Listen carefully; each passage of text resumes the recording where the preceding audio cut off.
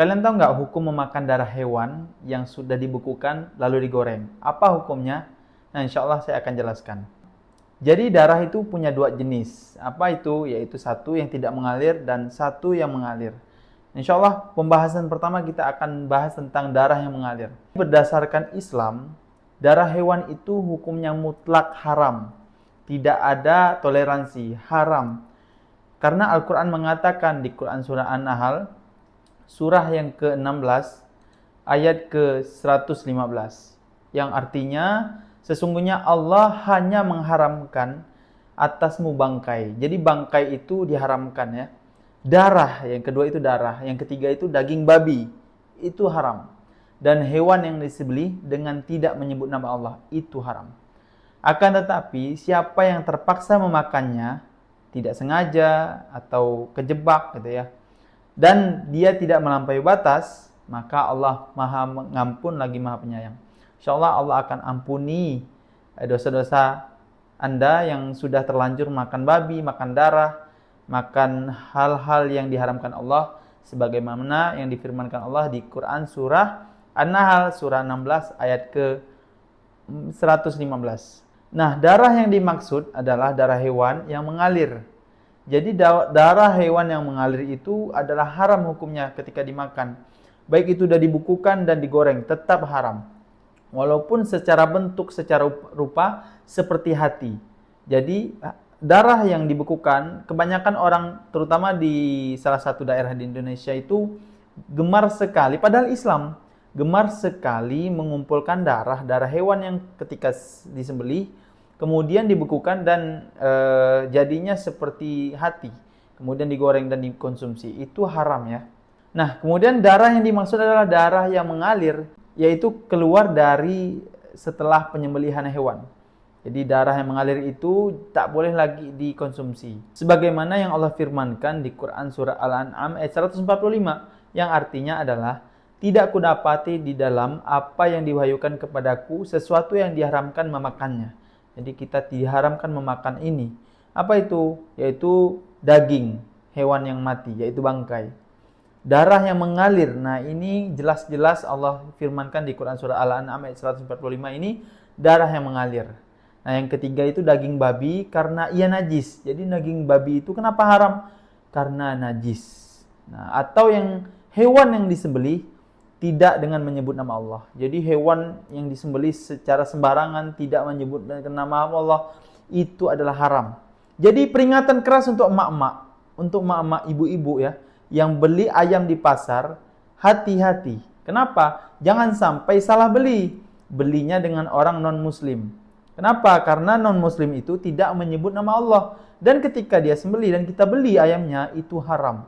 Apa dampak dari haram itu? Dampak dari haram itu adalah kita susah mendapatkan hidayah dan kita susah menerima hidayah dari orang lain. Kita susah dinasihati, kita punya sifat mudah marah, itu dampak dari makanan haram. Bahaya sekali. Nah, di Indonesia ini ada satu olahan darah yang disebut dengan marus.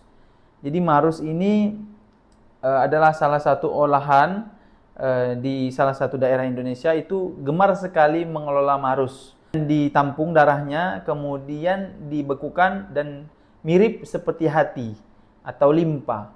Jadi hati dan limpa ini adalah sejenis darah juga. Nah, ini penting juga. Rasulullah SAW bersabda, dihalalkan bagi kami dua macam bangkai dan dua macam darah. Jadi bangkai juga ada dihalalkan. Nah, apa itu bangkai ikan dan belalang? Jadi ternyata belalang itu halal. Belalang itu boleh dimakan. Dan hati dan empala. Jadi yang boleh dimakan itu bangkai ikan, bangkai belalang, hati dan limpa. Nah, ini hadis riwayat Al-Baihaqi. Menurut pandangan ulama, darah sedikit. Nah, ini penting juga. Darah yang sedikit itu adalah darah yang dibolehkan. Pernah nggak kalian makan ayam goreng dan ada merah-merahnya? Itu adalah darah, tapi bukan darah yang mengalir dan tidak banyak. Nah, itu di pendapat para ulama itu dibolehkan untuk dimakan. Tapi jangan sampai kalian makan darah yang mengalir. Sebagaimana setelah disembelih, diambil darahnya, dibekukan, dan digoreng itu haram hukumnya. Demi Allah itu haram. Nah, kenapa ayam yang digoreng kemudian ada darahnya sedikit itu boleh dimakan, darahnya juga dimaklumkan karena itu sedikit. Jadi tidak najis. Nah, yang paling penting itu adalah tidak najis. Karena itu sedikit. Nah, ini juga dikuatkan dengan hadis yang bahwasanya Aisyah radhiyallahu anha berkata, kami memasak daging pada masa Rasulullah SAW, di mana dari daging yang dimasak itu keluar darah yang kekuning-kuningan. Jadi pernah zaman Rasulullah itu pernah juga ibu-ibu masak, para sahabat yang wanita masak, kemudian ada darahnya, itu pernah juga ya kan. Lalu Rasulullah SAW memakannya dan tidak melarangnya.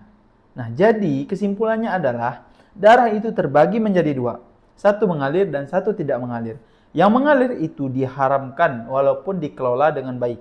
Walaupun dibersihkan itu tetap haram hukumnya. Kenapa? Karena Al-Quran yang mengatakan. Di Quran surah An-Nahl ayat 115 dan di Quran surah Al-An'am ayat 145. Bahwasanya darah yang mengalir itu haram hukumnya dikonsumsi. Dan darah yang dibolehkan itu adalah hati dan limpa.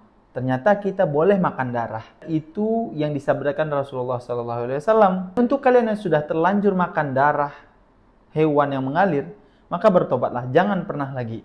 Untuk kalian yang belum pernah, jangan coba-coba. Untuk kalian yang sudah istiqomah memakan makanan yang halal, semoga Allah berkahi usianya dan Allah berkahi kehidupannya. Amin amin ya rabbal alamin. Semoga konten ini bermanfaat. Jangan lupa like, komen, dan subscribe channel ini. Dan sampai jumpa di konten selanjutnya. Kalau kalian ada pertanyaan, silahkan jangan sungkan untuk bertanya di kolom komentar ya. Yang baik-baik datang dari Allah, yang salah-salah datang dari kesalahan saya pribadi. Saya tutup. Wabillahi taufiq wal hidayah. Wassalamualaikum warahmatullahi wabarakatuh.